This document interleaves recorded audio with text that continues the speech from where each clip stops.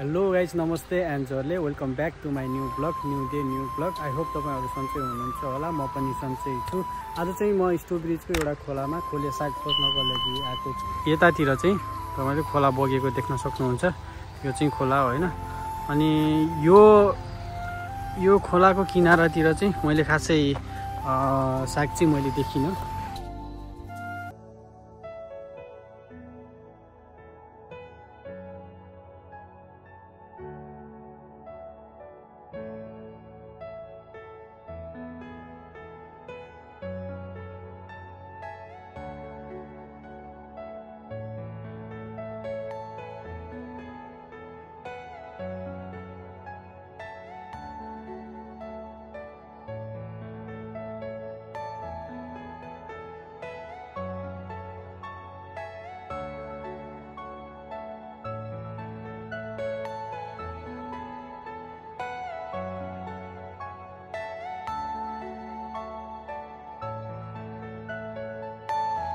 You all my personal dream.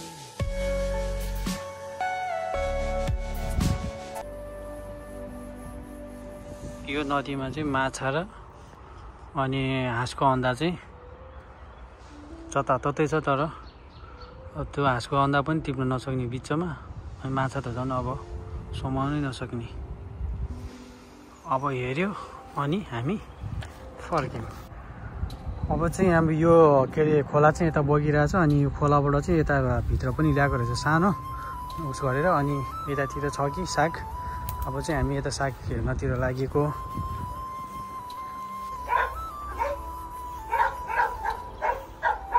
कुकुर चाहिँ खतरा रहेछ या डेन्जर रहेछ, भुकेको छ त कुकुर त। ओहो गाइस फाइनली मेरो मिसन चाहिँ सक्सेस भयो। यहाँनिर चाहिँ मैले साग भेटेँ होइन, तर कुकुरले चाहिँ टिप्न दिँदैन जस्तो छ यार। कुकुर त लास्टै लास्टै हरामी रहेछ।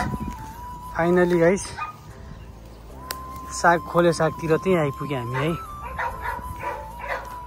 रोसी आएर अब चाहिँ खोले साग खाने भयो।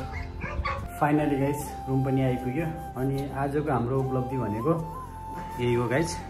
अनि यो चाहिँ खोले साग, हामीले चाहिँ खोले साग पायौँ अनि यति धेरै टिपेर ल्यायौँ।